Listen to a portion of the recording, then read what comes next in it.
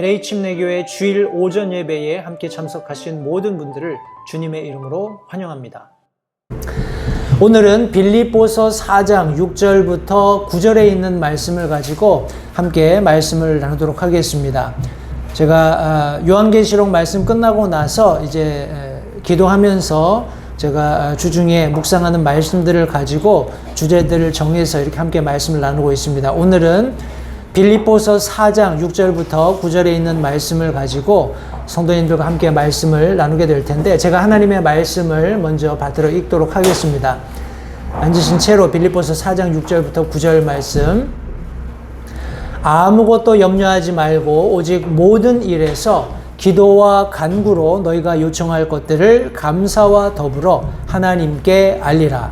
그리하면 모든 이해를 뛰어넘는 하나님의 평강이 그리스도 예수님을 통해 너희 마음과 생각을 지키시리라.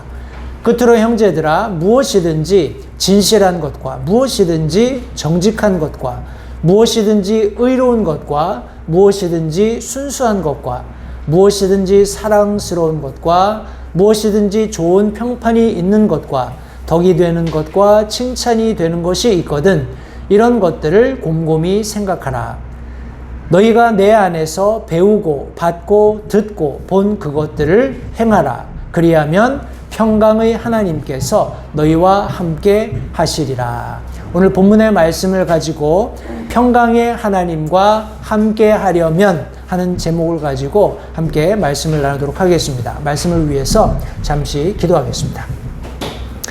사랑이 많으신 아버지 하나님 감사합니다. 하나님께서 참 놀라운 사랑으로 우리를 구원하시되 참으로 단지 우리를 구원하신 것만이 아니라 이 땅에 있으면서 우리에게 평안을 약속하신 놀라운 사랑으로 인해서 이 시간 다시 한번 하나님께 감사와 찬양을 돌려드립니다.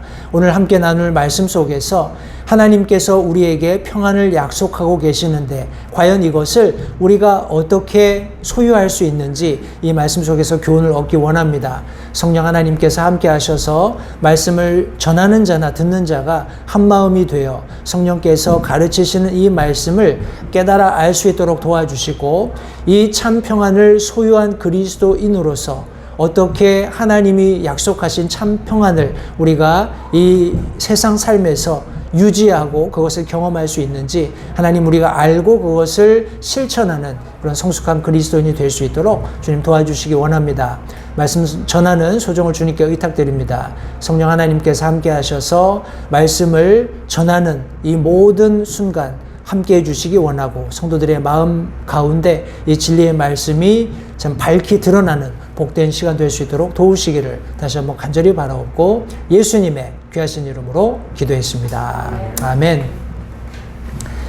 사람들이 원하는 평화 혹은 평안, 아마도 혹자는 사람들이 불안해하는 혹은 사람들이 걱정하는 모든 염려가 없으면 될 거다라고 생각을 해요. 그런데 사람들이 가지고 있는 모든 염려 혹은 모든 걱정, 불안 이런 것들을 사실상 제거하는 것은 어떤 면에서 불가능합니다. 왜인지 나중에 함께 살펴보겠지만 성경이 말씀하고 있는 평안의 정의는 우리가 생각하는 것과 좀 차이가 있어요.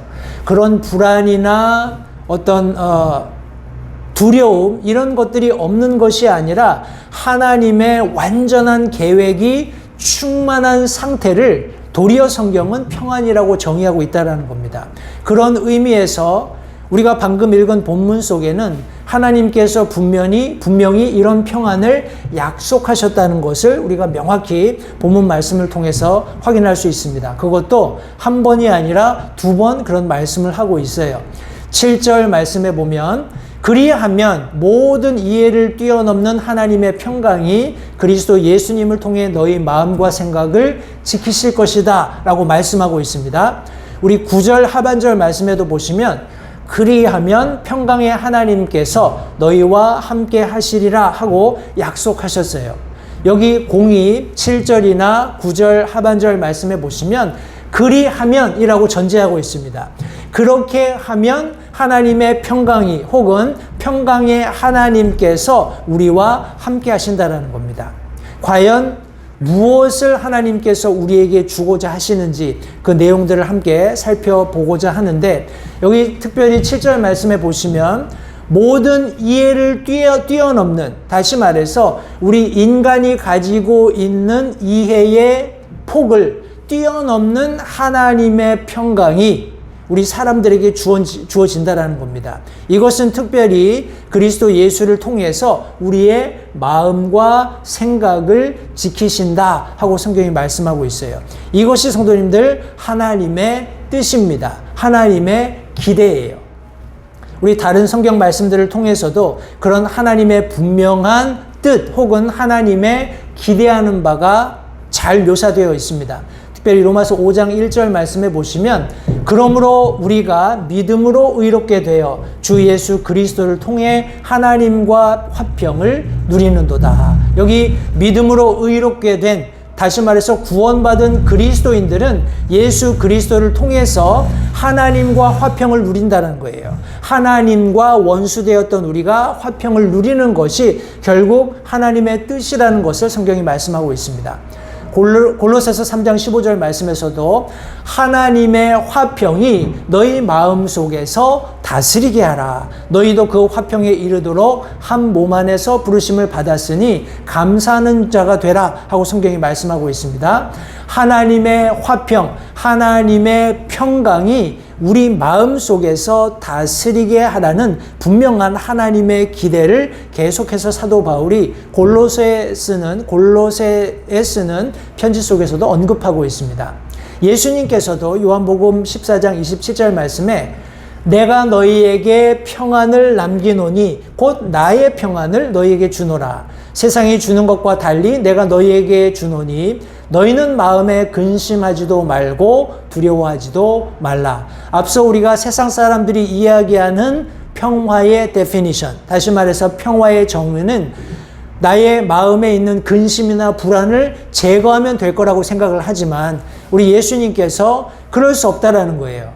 내가 주는 평안, 내가 주는 참 평안을 경험하지 않으면 근심과 두려움이 사라질 수 없다라는 것을 이 요한복음 14장 말씀을 통해서 우리에게 각인시켜주고 계십니다. 로마서 1장 7절 말씀에서 여기 지금 바울은 로마에서 하나님께 사랑을 받고 성도로 부르심을 받은 모든 사람에게 편지하노니 하나님 우리 아버지와 주 예수 그리스도로부터 은혜와 평강이 너희에게 있기를 원한다 하고 성경이 말씀하고 있습니다. 요약컨대 물론 사도 바울이 로마서를 기록하는 서두에 이런 말씀을 기록하고 있습니다만 이 예수 그리스도를 통한 은혜와 우리 평강은 구원받은 그리스도인들에게 전폭적으로 주어진 놀라운 은혜입니다. 구원받는 은혜와 더불어서 구원받은 그리스도인들이 누릴 수 있는 하나의 큰 어떤 스테이트인 거예요. 그것이 바로 평강이라는 겁니다. 세상이 추구하고 세상 사람들이 그렇게 염원하는 참된 평강이라는 것은 예수 그리스도 안에서 구원받은, 은혜로 구원받은 그리스도인들이 누릴 수 있게 되는 것이므로 이것을 하나님께서 모든 세상에 그리고 특별히 구원받은 그리스도인들에게 원하고 계신다는 것을 분명히 확인해 볼 수 있습니다. 로마서 마지막 부분, 우리 끝부분의 14장 17절에도 하나님의 왕국은 먹는 것과 마시는 것이 아니고 오직 성령님 안에서 의와 화평과 기쁨이다 말씀하고 있습니다. 결국 그리스도인들이 추구해야 하는 궁극적인 어떤 상태가 있다면 내가 잘 먹고 잘 입는 것 혹은 내가 건강하고 부유하고 누리는 것, 그것이 아니라 하나님의 영께서 이끌어 가시는 대로의 삶, 특별히 의와 화평과 기쁨이다 하고 분명히 성경에 말씀하고 계신 겁니다. 한 구절 말씀을 더 볼 텐데요. 갈라디아서 5장 22절 말씀에 보시면 그러나 성령의 열매는 사랑과 기쁨과 화평과 오래 참음과 부드러움과 선함과 믿음과 하는 내용으로 성경이 말씀하고 있습니다. 우리가 아는 대로 빌립보서는 사도 바울이 감옥에서 기록한 편지입니다. 그래서 우리 옥중서신이라고 하지요. 그래서 에베소, 빌립보, 골로새, 그리고 빌레몬 이렇게 네 권이 특별히 옥중서신인데 사도 바울이 지금 우리에게 설명하고 있는 이 평강의 하나님과 하나님의 평강이 우리와 함께하는 이 내용을 설명하는 이 4절 말씀도 순서의 차이가 있지만 성령의 열매를 지금 쭉 설명하고 있습니다. 성도님들 나중에 빌립보서 4장 말씀 천천히 한번 읽어보시면 여기 믿음에 굳게 서야 하고 형제들을 서로 사랑해야 하고 여기 기도하며 여기 열심을 다해서 배운 대로 실천하는 믿음 뭐 이런 것들을 쭉 나열하는 과정에 갈라디아 5장 22절이 말씀하고 있는 성령의 열매들을 그냥 나열하고 있는 겁니다.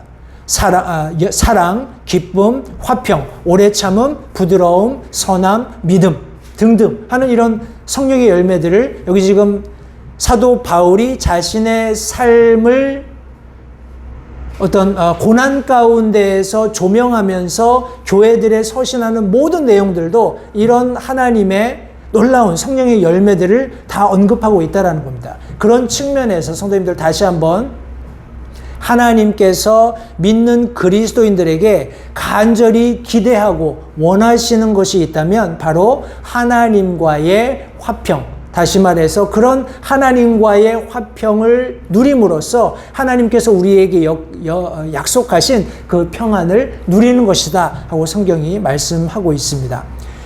우리 하나님께서 원하시는 것, 제가 이 말씀 보기 전에 제가 데피니션을 좀 설명을 드리겠습니다. 우리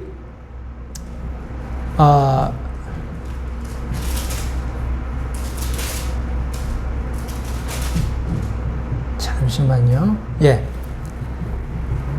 평화라는 우리 평강이라는 성경의 원어는 에이레네라는 단어예요. 에이레네라는 단어를 사용하는데 이 단어가 우리가 생각하는 평안 혹은 우리가 생각하는 평화와 조금 차이가 있습니다. 어떤 의미가 있냐면 이 에이레네라는 단어의 동사형은 to join 이런 의미를 가지고 있어요. 연합한다는 거죠. 연합한다는 의미가 있습니다.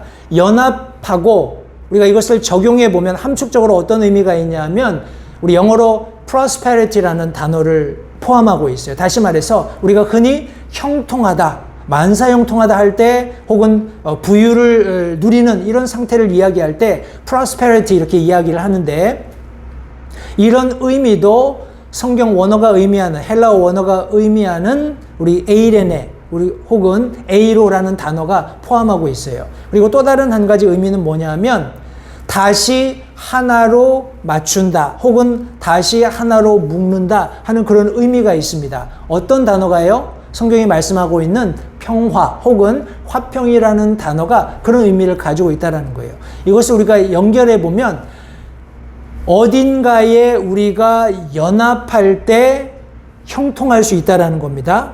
그래서 다시 하나로 맞추는 거예요. 이해가 되시죠? 하나님께서 그리스도인들을 향해서 내가 너희들이 화평을 갖기를 원한다. 너희가 평안을 누리기 원한다. 라고 말씀하셨을 때 그렇게 성취될 수 있는 유일한 방법은 우리가 하나님과 연합하는 겁니다. 하나님과 연합할 때 하나님께서 예비하신 형통함을 누리게 되는 거예요. 하나님께서는 예수 그리스도를 통해서 우리가 다시 하나님과 하나가 되는 교제가 회복되는 것을 기대하시는데 그것이 평화라는 원래 성경 단어가 의미하는 것이라는 것을 성도님들 기억하시기 바랍니다. 그런데 이걸 방해하는 게 있어요. 평화를 방해하는 게 있어요. 뭘까요? 염려입니다. 염려예요. 이 염려라는 단어는 어떤 의미를 가지고 있냐면 불안, 우리 흔히 anxiety 이렇게 얘기하잖아요. anxiety가 있으면은 뭐 사람이 아주 그냥 잠도 못 자고 일도 손에 안 잡히고 여러 가지 근심 걱정에 사로잡힙니다. 이런 염려는 성도님들 어떻게 우리 사람에게 찾아오는가 하면 우리의 생각 속에 찾아와요. 과연 성도님들 보십시오. 하나님께서 왜 이 마음과 생각을 지키신다라고 말씀하셨는지 이 마음의 메커니즘을 말씀을 통해서 몇 가지 제가 함께 살펴보도록 하겠습니다. 창세기 6장 5절 말씀해 보시면 하나님께서 사람의 사악함이 땅에서 크고 또 그의 마음에서 생각하여 상상하는 모든 것이 항상 악할 뿐임을 보시고 하고 성경이 말씀하고 있습니다. 마음에서 생각하여 상상하는 모든 것. 마음 속에 어떤 생각이 들어오면 그 생각이 발전하는 거예요. 그런데 그런 모든 창세기 6장 그 즈음에 이 세상에 존재했던 모든 사람들은 마음에 어떤 생각이 들어오고 그것을 발전시키는 상상하는 모든 과정이 항상 악했다 해서 하나님께서 물로 심판하실 수밖에 없는 상황에 처한 것을 성경이 말씀하고 있습니다. 역대상 28장 9절 말씀에 지금 여기 다윗이 그의 아들 솔로몬에게 주는 잠언입니다. 너는 내 아버지의 하나님을 알고 완전한 마음과 자원하는 생각으로 그분을 섬길지어다. 주께서 모든 마음을 살피시고 생각으로 생각하는 모든 것을 아시나니 내가 만일 그분을 찾으면 만날 것이로되 내가 만일 그분을 버리면 그분께서 너를 영원히 버리시리라. 성경이 분명히 말씀하고 있습니다. 성경 말씀에서처럼 여기 다윗은 여러 가지 실수를 했습니다. 살아가면서 하나님의 눈앞에 인간의 관점에서 저것은 도저히 용서받지 못할 죄야 라는 생각이 들 정도로 그런 범죄들을 하나님 앞에 했어요. 그럼에도 불구하고 하나님께서 받아주시고 그가 나의 마음에 합한 자다라고 말씀하실 수 있으셨던 이유는 여기 지금 솔로몬 그의 아들에게 조언할 때 내가 어떤 삶을 살았는가를 비추어서 설명해 주고 있는 그의 모습을 볼 수 있기 때문에 그렇습니다. 그가 뭐라고 조언하냐 하면 완전한 마음과 자원하는 생각으로 하나님 앞에 완전한 마음과 자원하는 생각, 어떤 상상을 하든지 하나님께서 이루실 일들을 생각하고 상상하며 그렇게 하나님을 섬기라는 겁니다.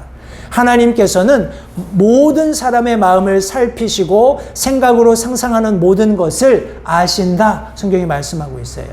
흔히 인간 세상에서는 모사라고 합니다. 계략이라고 지략이라고 해서 사람들이 아주 상황을 여러 가지 가능성을 두고 생각하고 판단해서 지혜롭게 결정하는 이런 부류의 사람들을 얘기할 때 지혜자다, 모사다, 계략자다 이렇게 이야기를 하는데 성도님들 그런 마음에 생각하고 상상하는 모든 것들을 사람들은 비록 알지 못할지라도 하나님은 분명히 알고 계시고 그것을 선악간에 판단하시는 분이라는 것을 성경이 말씀하고 있습니다. 때문에 마음과 생각이 얼마나 중요한지를 다시 한번 생각해 보시기 바라요. 계속 이어지는 말씀에서 욥기 17장 11절 말씀에 내 날들이 지나갔고 내가 목적한 것들 곧 내 마음의 생각들이 좌절되었다 하고 성경이 말씀하고 있습니다. 이것은 사람이 마음속에 은밀하게 어떤 계획을 세우고 목표를 세우고 생각하고 무엇인가를 실천하려고 한다 할지라도 하나님께서 거기에 동의하시지 않으면 하나님께서 그것을 인정해 주시지 않으면 다시 우리가 앞서서 살펴본 평화라는 그런 단어의 정의에 맞추어 볼 때 내가 생각하고 의지하는 내가 상상하고 계획하는 모든 것이 하나님께 부합되지 않는다면 결코 prosperity, 형통함을 이룰 수 없다라는 겁니다. 내가 가진 생각, 내가 목적한 모든 것들 하나님께서 함께 하시지 않으면 평화가 없어요. 거기에 염려, 불안, 고민, 고통이 있을 뿐입니다. 여기 욥은 그것을 알았어요. 그래서 성경에 또 기록했습니다. 시편 139편 23편 말씀에 오 하나님이여 나를 살피사 내 마음을 아시고 나를 시험하사 내 생각들을 아시옵소서 성경에 기록했습니다. 성도들 이것은 앞서서 솔로몬에게 내 마음을 다하고 성실하게 하나님을 온전히 섬겨라라고 말해 줄 수밖에 없었던 시편의 우리 다윗의 기도입니다. 나를 살피시고 내 마음을 아시고 나를 시험하셔서 내 생각을 아시옵소서. 얼마나 이 마음과 생각의 중요성을 알고 그 은밀한 것조차도 하나님의 눈앞에 적나라하게 드러나서 하나님께서 인정해 주시는 그런 삶을 우리 다윗이 살고자 했는지 하는 그런 마음이 여기 시편에 잘 기록되어 있습니다. 마태복음 9장 4절 말씀, 우리 예수님께서는 이 세상에서 공생애를 하시면서 사람들의 은밀한 마음, 그 생각들을 다 아셨다라고 성경에 기록하고 있습니다.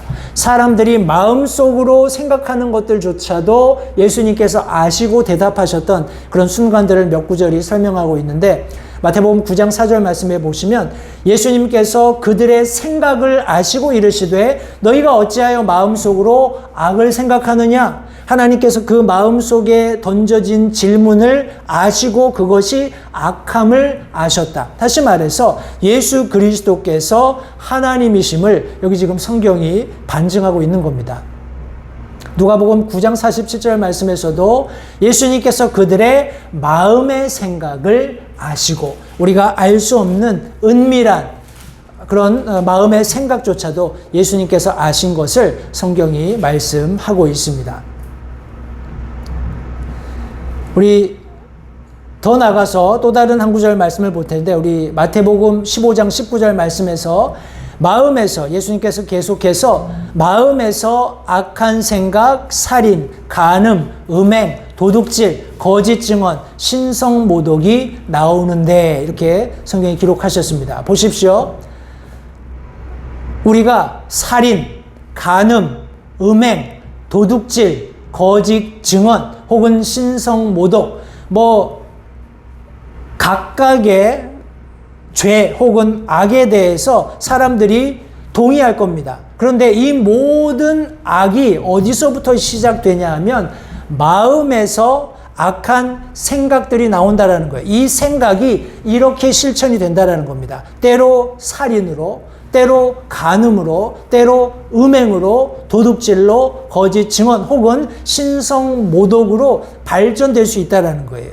그 모든 것이 마음의 생각에 기인하고 있기 때문에 다시 한번 하나님께서 이 마음과 생각을 지키시는 놀라운 평안을 우리에게 허락하신다는 것을 성경이 말씀하고 있는 것입니다. 마가복음 6장 52절 말씀에 이는 그들이, 예수님의 제자들입니다, 마음이 굳어져서 빵의 기적을 깊이 생각하지 못하였기 때문이더라 말씀하고 있는데, 믿는 그리스도인들도 마음이 굳어지면, 다시 말해서 우리의 마음 안에 생각이 있죠. 그죠? 그런 생각들이 계속해서 하나님의 것들을 생각하지 않으면 마음이 단단해져요. 그러면 하나님께서 얼마나 놀라우신 분인지, 하나님께서 얼마나 실제적으로 우리의 삶에 큰 복들을 가져다 주셨는지를 망각할 수 있게 된다는 겁니다. 예수님께서 요한복음 14장 1절 말씀에 너희는 마음에 근심하지 말라, 하나님을 믿고 또 나를 믿으라 말씀하셨어요. 너희는 마음에 근심하지 말라. 성도님들, 염려가 오면 염려를 뒤따르는 것들이 있습니다. 염려가 들어와서 우리의 마음속에 자리 잡게 되면 그 염려거리가 되는 것들을 향해서 많은 생각들이 이제 막 일어나기 시작해요. 그러면 이것이 마음을 무겁게 합니다. 그걸 뭐라고 하죠? 근심이라고 하죠. 근심이 지속되면 어떻게 되죠? 낙심돼요. 낭망합니다. 소망이 없어져요. 때문에 염려라는 것이 굉장히 큰 걸림돌이 되는 것이 사실이에요. 때문에 성경은 염려하지 말고 라는 전제를 달고 있습니다. 마음에 이런, 우리 성경 원어에서 마음에 근심하지 마라라고 얘기했을 때 이것은 우리 stir up 하지 말라라는 거예요. 휘젓지 않도록 하라라는 겁니다. 우리 커피 마실 때 설탕 프림 넣고 스터러로 이렇게 젓잖아요. 그죠? 그럼 스터러를 허용하지 말라는 겁니다. 하나님께서 허락하시는 그리스도인들의 마음에는 뭐가 있어야 돼요? 평화가 있어야 돼요. 하나님과의 화평이 있어야 합니다. 있어야 할 그 자리에 우리 그리스도인들이 믿음의 눈을 잃게 되면 여러 가지 생각들이 들어와요. 생각들이 들어오면서 마음을 휘젓습니다.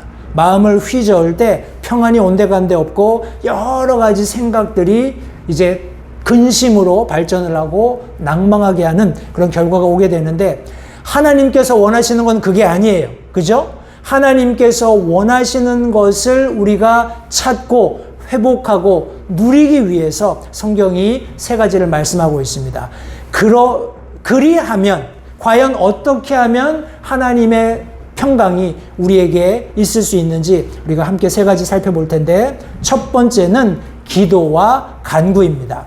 6절 말씀해 보시면 아무것도 염려하지 말고 오직 모든 일에서 기도와 간구로 너희가 요청할 것을 감사와 더불어 하나님께 알리라, 성경이 말씀하고 있어요. 앞서 제가 잠깐 설명드린 것처럼 여기 염려라는 단어에 집중하십시오. 아무것도 염려하지 말고, 우리 영어 성경에 보면 take no thought 그랬어요. 무슨 말이냐면 그런 생각을 아예 갖지 말라라는 거예요. 염려라는 것이. 그런 뭔가 생각날 때, 성도님들 그렇잖아요. 가령 예를 들어서 우리 다음 주에 이제 가령 창립 예배를 합니다. 창립 예배를 하는데 여러 가지 뭐 준비해야 될 것들이 있어요. 그죠? 여러 가지 프로그램도 있고 뭐 여러 가지 우리 성도들 개개인이면 성도들 개개인들이, 혹은 어떤 프로그램을 맡은 분들이면 어떤 프로그램을 맡은 분들 나름대로, 또 목사님은 목사님 나름대로 여러 가지 생각들이 있으실 거란 말이에요.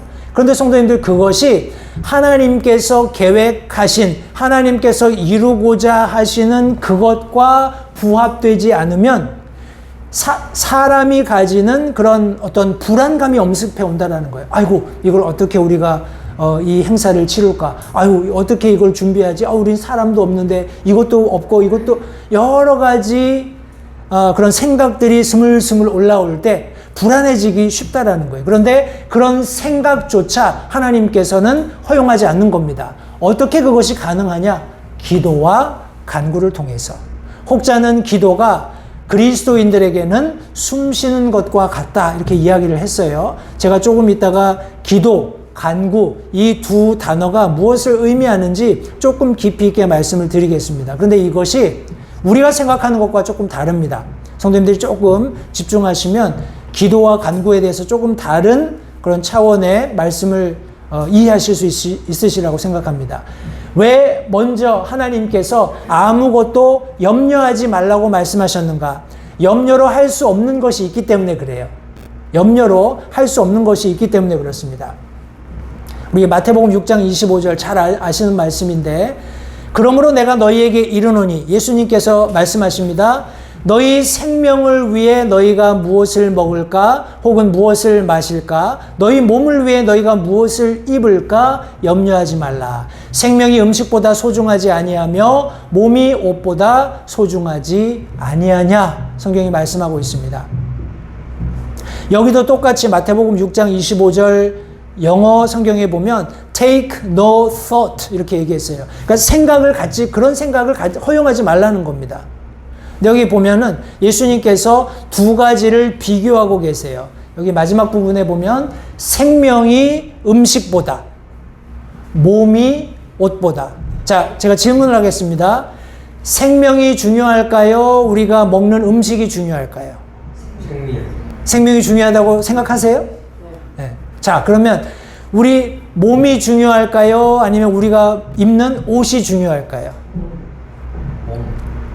몸이 중요하죠. 근데 우리가 실제적으로 사람들의 삶을 보면 사람들이 뭘 먹을까? 오늘 점심은 뭘 먹을까? 저녁은 어떻게 준비하지? 누구랑 약속이 있는데 뭘 대접하지? 이런 것들에 더 관심을 가진다는 거예요. 근데 그것보다 더 중요한 것이 생명이에요. 그죠? 그리고 어떤 사람은 이제 뭐 우스갯소리지만 어떤 아내가 그랬답니다. 자기 옷장을 이렇게 열어보더니 입을 옷이 하나도 없네 그러더래요. 남편이 이제 사진을 찍어서 올려놨어요. 근데 옷방에 옷이 꽉 찬 거예요. 그런 뭐라고 해야 될까요? 자기 몸이 더 중요하다는 것. 아파 본 사람이 알죠. 그죠? 아파 본 사람은 내가 뭐 명품 옷을 감사합니다. 명품 옷을 입느냐, 더위에 추위에 그 더위를 추위를 모면할 수 있는 어떤 옷을 어떤 브랜드를 어떻게 색깔을 어떻게 매치하고 이런 것이 때때로 중요할 때도 있어요. 그러나 성도님들 여기 예수님께서 말씀하고 계시는 것은 본질적인 거예요. 본질적으로 중요한 것이 있는데 그것을 놓치고 내가 전혀 할 수 없는 것들, 그런 것들에 사람들이 너무 집중하고 있다는 거예요. 그러면서 나중에 예수님께서 말씀하시는 것이 너희는 먼저 하나님의 왕국, 그의 나라를 구하라는 거예요. 그러면 그 사람들이 걱정하고 근심하는 그런 모든 그런 것들은 그냥 저절로 따라온다는 것. 하나님께서 다 더해 주신다라는 것을 여기 지금 가르쳐 주고 계시는 겁니다. 그런 원리로 성도님들, 염려를 우리가 어떻게 해결할 수 있는가? 성경 말씀을 인용해서 말씀드립니다. 베드로전서 5장 7절 말씀에는 너희의 모든 염려를 어떻게 해요? 그분께 맡기라. 그리야 그분께서 너희를 돌보시느니라. 하나님에 대한 확신이 필요합니다. 내가 하나님께 모든 것을 맡기면 하나님께서 그 문제를 해결해 주신다. 왜요? 그분께서 나를 돌보시기 때문에. 내가 스스로 나를 돌보려는 생각이, 그것이 마음속에 여러 가지 생각을 가져오게 하는 거예요. 그리고 그 생각이 나를 불안하게 만드는 겁니다. 그래서 낙심하게 만들고, 그리고 낙담하게, 좌절하게 만든다는 것을 성도님들 기억하시기 바라요. 잠언 16장 3절 말씀도 내 일들을 주께 맡기라. 그리하면 내가 생각하는 것들이 굳게 세워지리라. 내가 생각하는 것, 내가 마음속에 품고 있는 뜻, 그것이 하나님과 연합되어 있다면 그것은 반드시 이루어지는데, 그것은 하나님께서 책임져 주시는, 내가 그런 그리스도인의 삶을 살고 있다라는 겁니다. 따라서 그리스도인으로서 무엇을 하려고 할 때 그 일들이 하나님께 전적으로 양도되는, 위임되는 것이 선행되어야 한다는 것을 기억하시기 바랍니다. 잠언 23장 18절 말씀도 분명히 끝이 있고 너의 기대하는 바가 끊어지지 아니하리로다. 다시 말해서 불안해할 필요도, 낙심할 필요도, 낙담할 필요도 없다라는 거예요. 가령 내가 하나님과 연합되어 있고 하나님의 형통함을 추구하고 있고 하나님과 화평을 누리는 그리스도인이라면 얼마든지 우리가 이런 염려를 끝낼 수 있다는 것을 성경이 말씀하고 있는 겁니다. 예레미야서 29장 11절, 제가 참 사랑하고 잘 즐겨 인용하는 말씀입니다만, 하나님께서 여러 가지 이스라엘의 불순종에 대해서 심판하실 것들을 예레미야를 통해서 말씀하셔요. 그런데 나중에 예레미야 선지자를 통해서 이것이 끝이 아니라 내가 다시 이스라엘을 회복할 것이다 하는 말씀 가운데 너희를 향해 내가 생각하는 생각을 내가 안다, 하나님께서 말씀하셨어요. 그러시면서 그것은 평안을 주려는 생각, 재앙을 주려는 생각이 아니기 때문에 기대하던 결말을 너희에게 줄 것이다 라고 여기 성경에 기록해 놓으셨어요. 우리가 아이들 가끔 훈육합니다. 그죠? 회초리를 때리기도 하고 혼을 내기도 해요. 그런데 그냥 회초리 때리고 혼을 내는 것이 최종적인 목적이 아니죠. 우리가 부모가 기대하는 것은 이 아이가 형통하기를, 이 아이가 잘 되기를, 그리고 부모와 원활한 관계를 가지기를 바라는 마음에서 그렇게 훈육하는 겁니다. 하나님도 다르지 않으세요.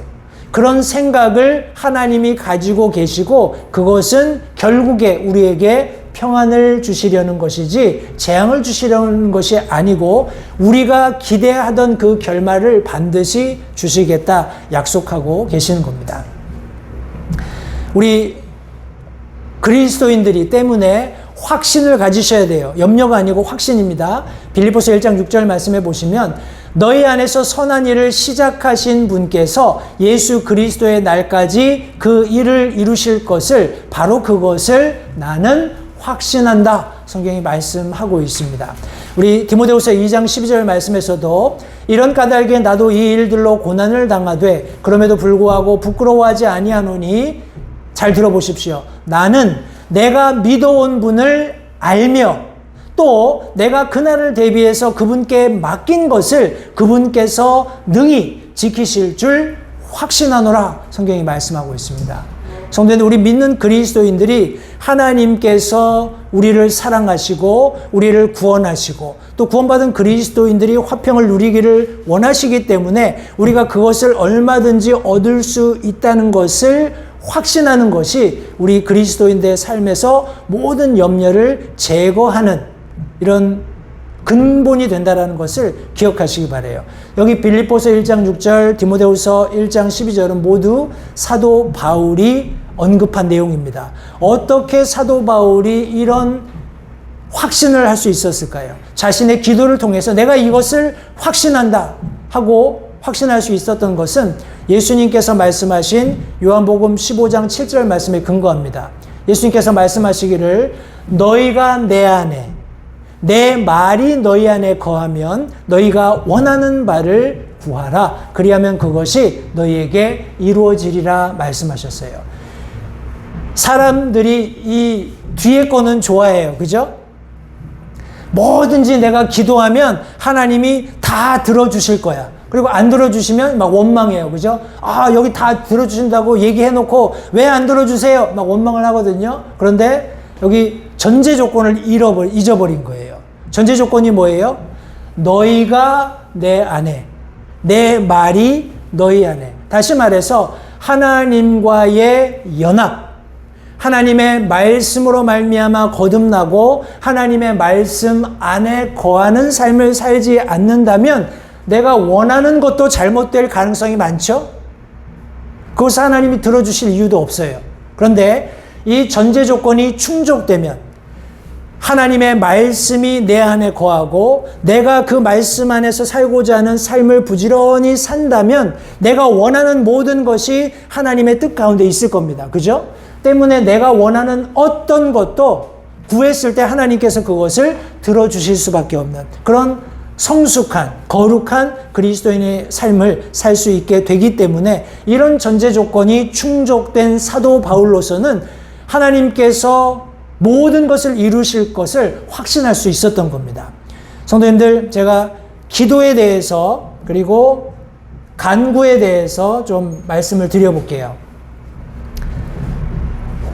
우리 기도라고 하면 눈 감고 손 모으고 조용히 하나님께 내가 아뢰는 것을 아뢰는 그런 정도로 우리가 아마 이해하고 계실 수도 있을 겁니다. 그런데 우리 기도가 구약에도 기도라는 단어가 나오고 신약에도 기도라는 단어가 나오는데 우리 원래 히브리어 구약의 단어들은 굉장히 이렇게 가시적입니다. 우리 상형 문자이기 때문에 뭔가를 보고서 이렇게 글씨를 만들어 놓은 거기 때문에 기도라는 단어도 어떤 가시적인 어떤 설명이 가능하다라는 거예요. 그래서 그 단어들을 하나하나 제가 해석은 하지 않겠지만 그런 단어들을 바탕으로 해서 설명을 하면 이렇게 설명할 수 있습니다. 기도는 하나님과의 관계에서 목표를 설정하고 입으로 발언하며 배우고 인도를 받아 영적인 깨달음을 얻는 행위다. 이렇게 설명할 수 있어요. 다시 한번 제가 설명을 드려볼게요. 하나님과의 관계에서입니다. 우리 다른 종교에서도 기도는 많아요. 그죠? 뭐 다른 단어를 사용할 수는 있겠지만 어떤 신자가 자신이 믿는 신을 대상으로 해서 무엇인가 바라는 것을 요구하는 그런 어떤 행위들은 있습니다. 그런데 히브리어적인 기도의 의미는 하나님과의 관계에서 목표를 설정하고, 성도님들, 목표가 설정되었다라는 것은 하나님과 연합되어서 그분의 뜻을 쫓는 그런 모습을 의미하는 거예요. 그죠? 목표를 설정하고 입으로 그것을 발언하는 겁니다. 말에 능력이 있죠. 그죠? 내가 하나님으로부터 말씀을 들었을 때 그 말씀에 아멘이 된다면 그 말씀을 나도 이제 말할 수 있는 거예요. 그냥 빈수레처럼 꽹과리처럼 소리를 내는 것이 아니라 의미를 아는 거죠. 그죠?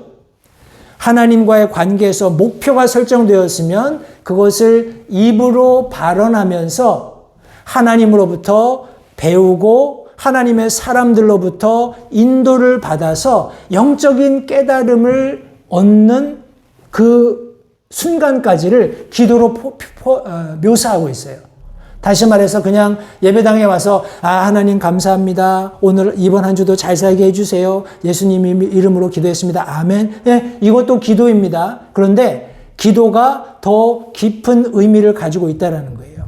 우리 신약적인 의미에서의 기도는 조금 더 이렇게 뭐라고 얘기할까요? 의미에 이렇게 좀 그걸 뭐라고 얘기해야 되나요? 이 사람들이 뭔가를 우리 히브리어는 보는 것들을 이렇게 설명하는 그런 단어였다면 우리 헬라어는 조금 더 철학적인 그런 의미를 많이 내포하고 있어요. 그래서 신약에서 기도를 묘사한 성경 원어는 우리 예배를 포함하고 있습니다. 기도가 그냥 단순히 예배 가운데 있는 어떤 한 행위가 아니라 예배 자체, 그러니까 우리 오라토리라고 하죠. 개인적인 예배, 내가 집에서 하나님 앞에 기도하는 그 행위 자체도 예수님께서 말씀하셨던 것처럼 골방에 들어가서 기도해라. 그러면 은밀한 중에 보시는 하나님께서 공개적으로 그것을 갚아주신다 말씀하셨을 때 그런 골방에 들어가서 내가 기도하는 그것 자체가 예배가 된다라는 거예요. 그것이 신약적인 의미에서의 예배입니다. 근데 내가 그 기도하는 순간에 성도님들 그냥 단순히 기도하고 툭툭 털고 일어나서 이제 나는 끝, 이게 아니라는 거예요. 성경이 말씀하시는 바는 하나님과의 관계에서 목표가 설정되었다면 그것을 입으로 소리 내어 말하는 것에 전혀 주저함이 있을 필요가 없겠죠. 입으로 소리 내어 하나님 앞에 기도하는 겁니다. 그리고 간절히 바라는 거예요. 하나님, 내가 하나님이 주신 목표를 이룰 수 있도록 하나님께서 내게 지혜를 주시고 내가 그것을 이룰 수 있도록 능력을 주시기를 바라는데 내가 그것을 어떻게 이룰 수 있을까요? 하는 마음을 가지고 부지런히 배우는 겁니다. 우리가 함께 여기 예배에 모인 이유도 이런 기도에, 성경이 말씀하고 있는 기도의 연장선상에 있다는 것을 성도님들 기억하시기 바라요. 우리 간구라는 단어도 우리 성경에서 많이 인용이 되는데,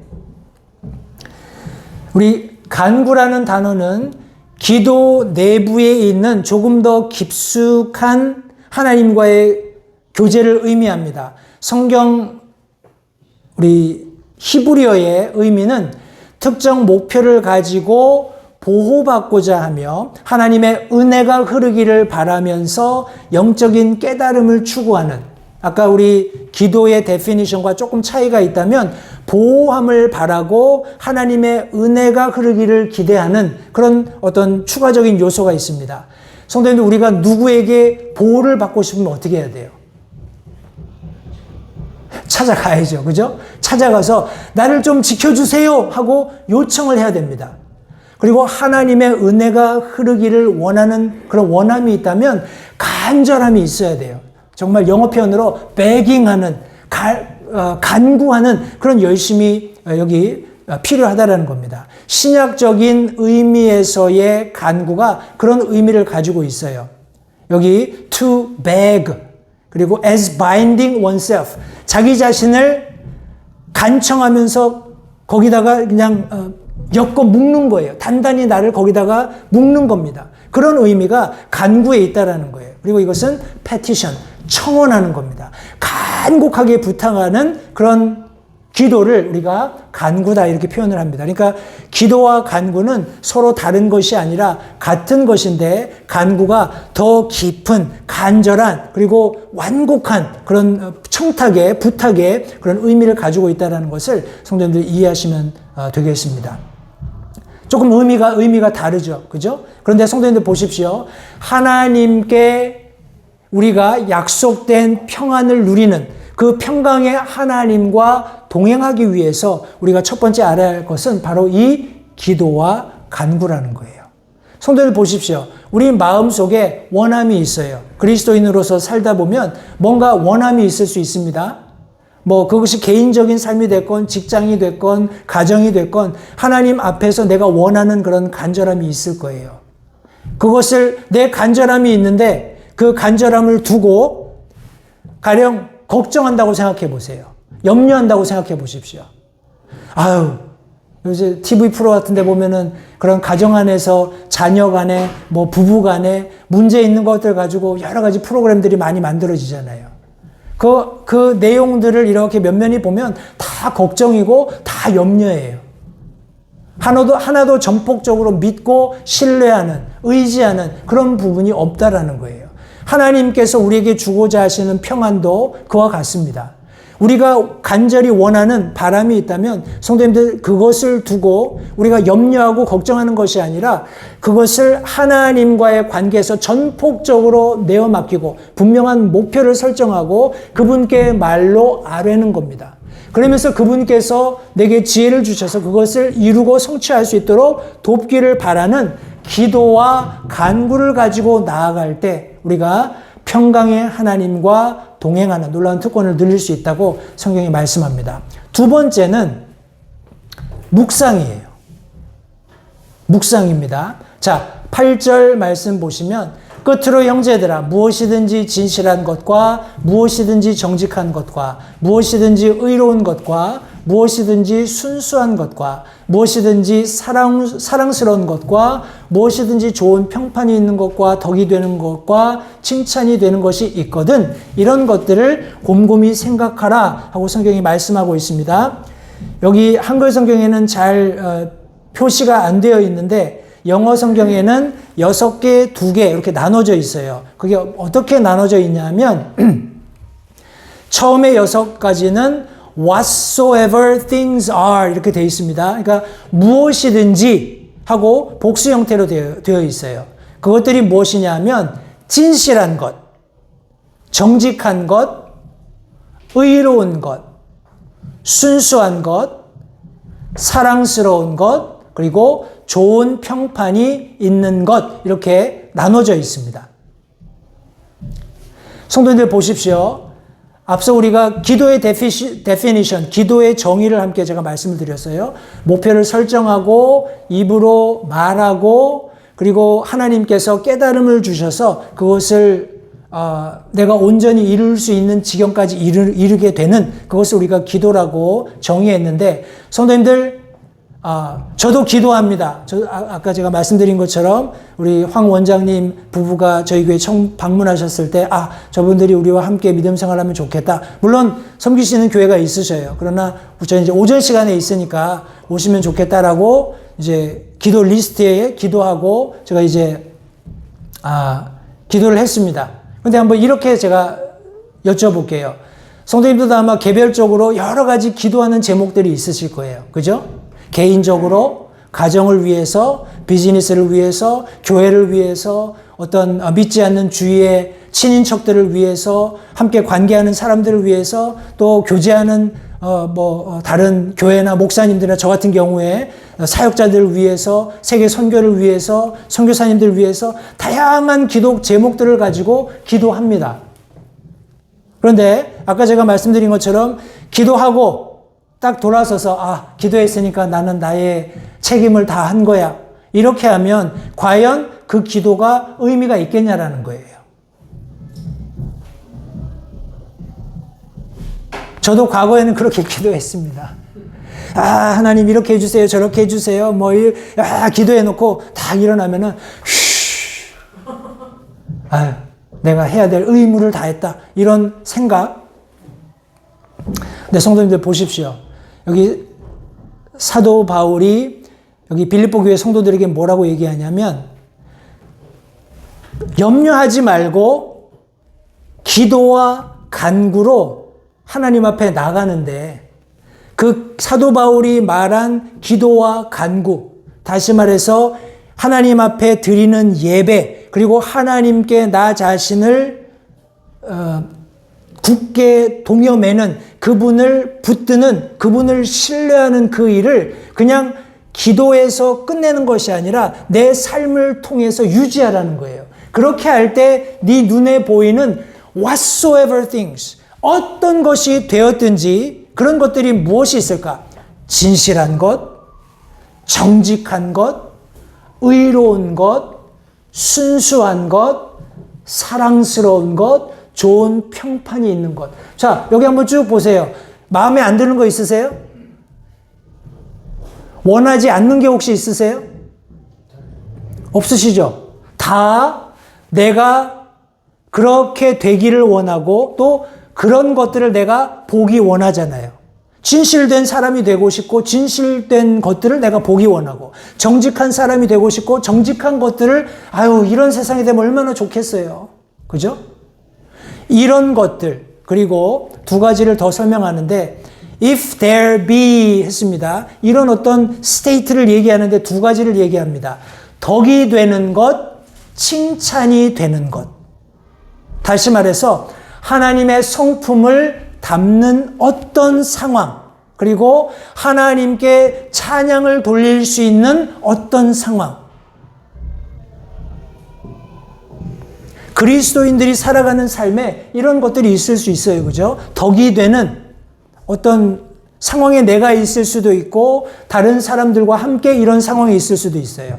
칭찬이 되는 것. 내가 칭찬을 받을 수도 있고 다른 사람을 칭찬하는 상황이 될 수도 있습니다. 그런데 이 모든 것들이 하나님께 집중되어 있는 거예요. 그러면서 보십시오. 아까 우리가 살펴보았던 이런 6가지 것들. Whatsoever things.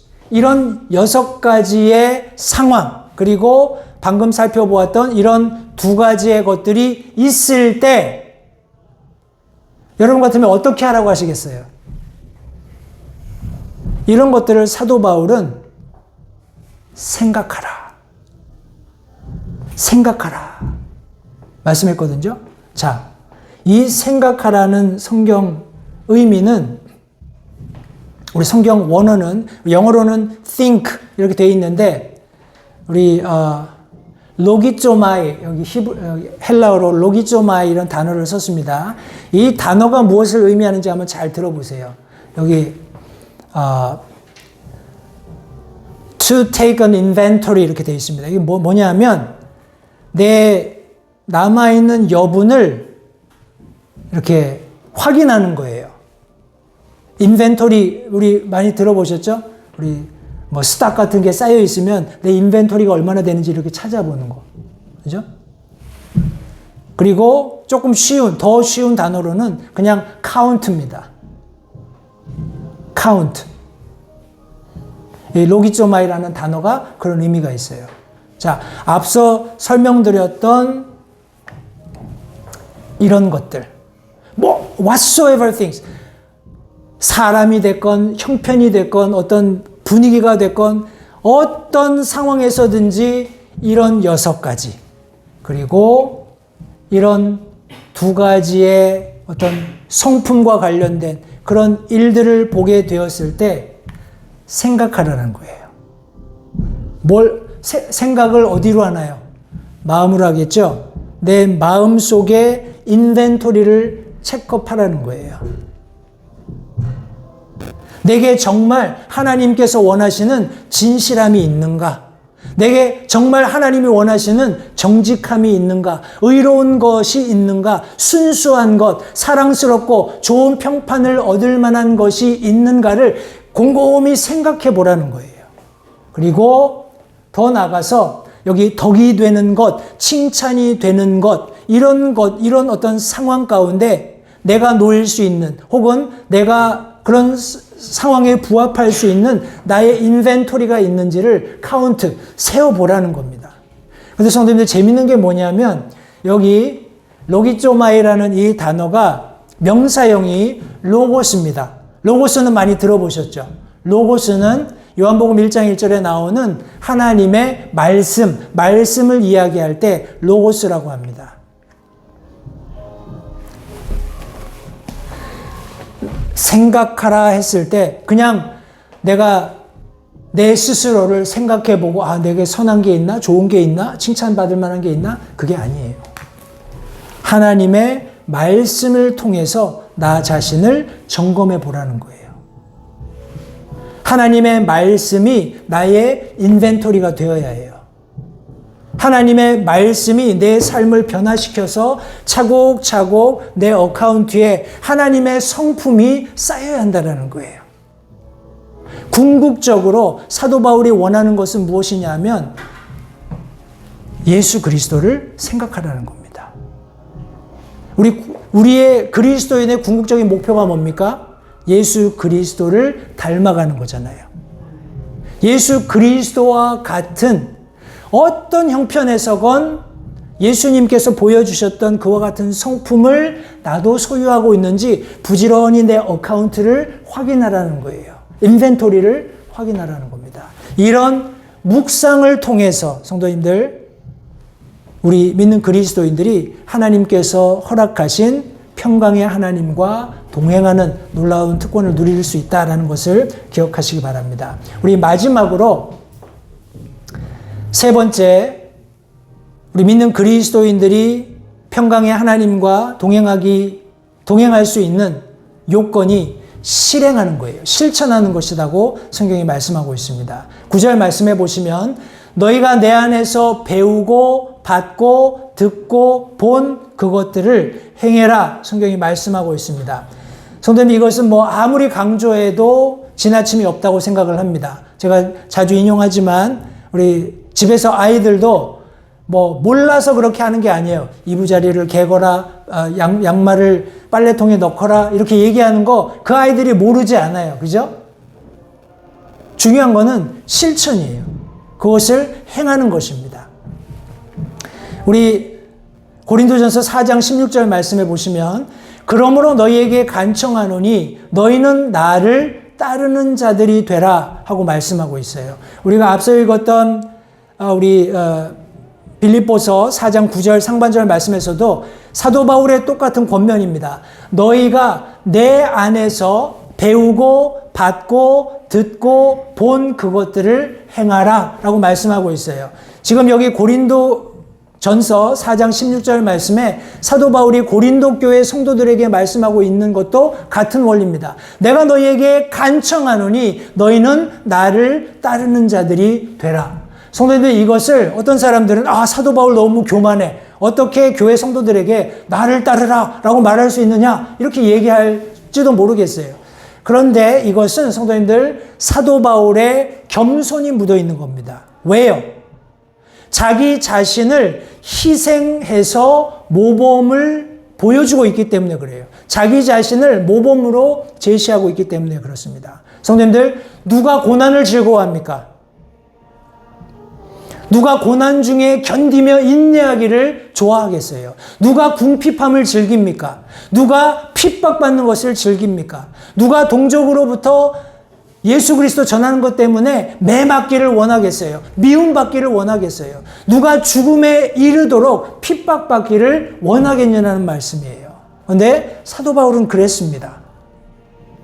사도 바울은 그럴 이유가 전혀 없었지요. 그러나 그렇게 자기 자신을 희생해서 모범으로 제시한 거예요. 본을 보여주었다고 성경이 말씀하고 있습니다. 고린도전서 11장 1절 말씀에 다시 한번 내가 그리스도를 따르는 자가 된 것 같이 너희도 나를 따르는 자가 되라 하고 여기 지금 권면해 주고 있는 것입니다. 성도님, 이 사도 바울의 간곡한 부탁은 마치 예수님께서 요한복음 15장에 말씀하신 말씀과 유사합니다. 예수님께서 요한복음 15장 4절 5절 말씀에 내 안에 거하라 나도 너희 안에 거하리라. 가지가 포도나무 안에 거하지 아니하면 스스로 열매 맺을 수 없는 것 같이 너희도 내 안에 거하지 아니하면 더 이상 열매를 맺을 수 없느니라. 나는 포도나무여 너희는 가지니라. 사람이 내 안에 거하고 내가 그 안에 거하면 바로 그 사람은 많은 열매를 맺나니 나 없이는 너희가 아무것도 할 수 없느니라. 내 안에 거하라 나도 너희 안에 거하리라. 성도님, 우리가 그리스도인으로서 예, 하나님 앞에 부지런히 기도하고 간구합니다. 그리고 하나님의 말씀을 깊이 묵상도 해요. 그런데 가장 중요한 실천을 하지 않는다면, 실행을 하지 않는다면, 내 삶에서 내가 기도하고 묵상한 것을 하나님을 의지하면서 실천하지 않는다면 아무것도 할 수 없다라는 것을 그리스도인들이 깨닫기를 하나님이 원하신다고 분명히 말씀하고 있습니다. 우리 골로새서 2장 6절 말씀에 보시면 그러므로 너희가 주 곧 그리스도 예수님을 받아들였듯이 그렇게 그분 안에서 걷되 성경이 말씀하고 있습니다. 여기 너희가 주 곧 그리스도 예수님을 받아들였듯이 라고 말씀하고 있어요. 사도 바울은 계속해서 배우고 받고 듣고 본 것을 실천하라고 말씀하고 있습니다. 성도님들, 우리가 배운다라는 것은 그냥 학교 가서 교실에 앉아 있는다고 저절로 배우는 게 아니겠죠. 그죠? 배운다라는 말은 내가 배운 것들, 내가 누군가 가르쳤을 때 그 가르침을 받았을 때 그것을 이해한다라는 겁니다. understand 한다라는 거예요. 주일날 예배 오는 거 매우 중요합니다. 그런데 예배당에 앉아 있는 것 혹은 자리를 지키고 있는 것이 반드시 배운다라고 우리가 말할 수 없는 것이 바로 이런 이유예요.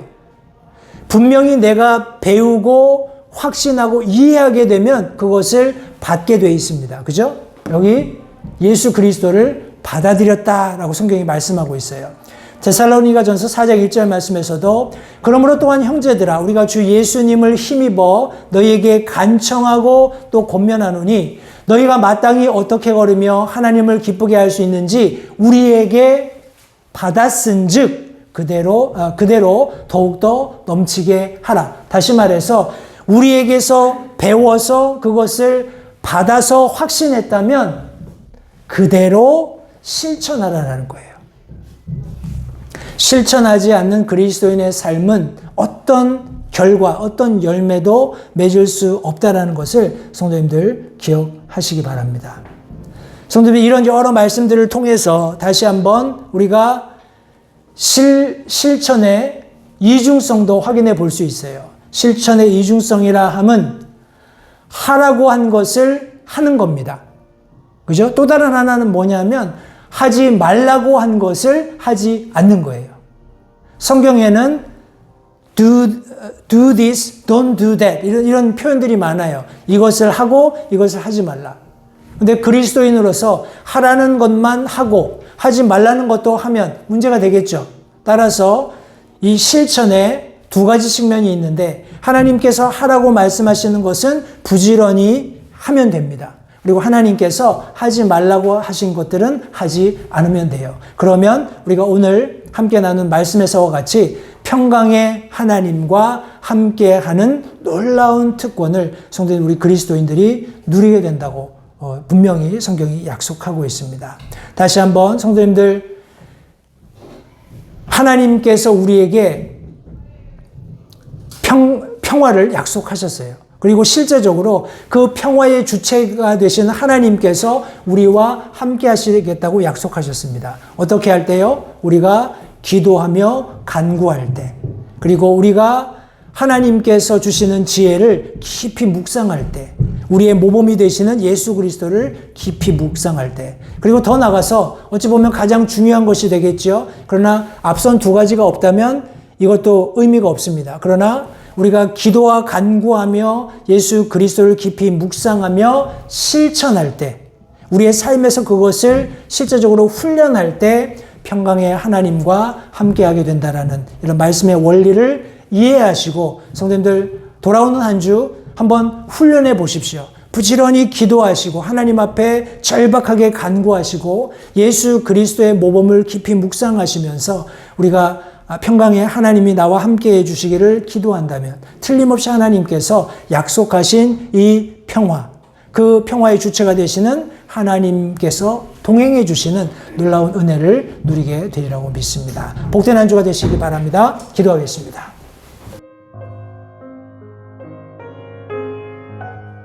잠시 들으신 말씀에 따라 결단하는 시간을 가지시기 바랍니다. 하나님께서 무엇을 말씀하시든지 따르기로 결단하십시오. 하나님께서는 순종하는 자들을 존중하십니다. 아직 예수님을 개인의 구주로 영접하신 사실이 없으시다면 자신이 죄인됨을 인정하며 하나님께 나오는 자들을 하나님께서 받아주신다는 확실한 말씀에 근거하여 다음과 같이 기도하십시오. 하나님, 나는 죄인입니다. 나는 내 죄로 인해 죽을 수밖에 없음을 압니다. 그러나 예수님께서 내 죄를 위해 십자가에서 피 흘려 죽으시고 사흘 만에 다시 살아나셔서 내 죄값을 모두 지불하셨고 내게 새로운 생명을 약속하셨음을 믿습니다. 지금 이 순간 예수님을 내 마음에 모셔드립니다. 내 마음에 오셔서 나의 주와 그리스도가 되어주십시오. 예수님 이름으로 기도했습니다. 다음과 같이 기도하셨다면 여러분은 성경 말씀대로 구원을 받으셨습니다. 계속해서 주 안에서 함께 자라가는 복된 교제가 있기를 간절히 바랍니다.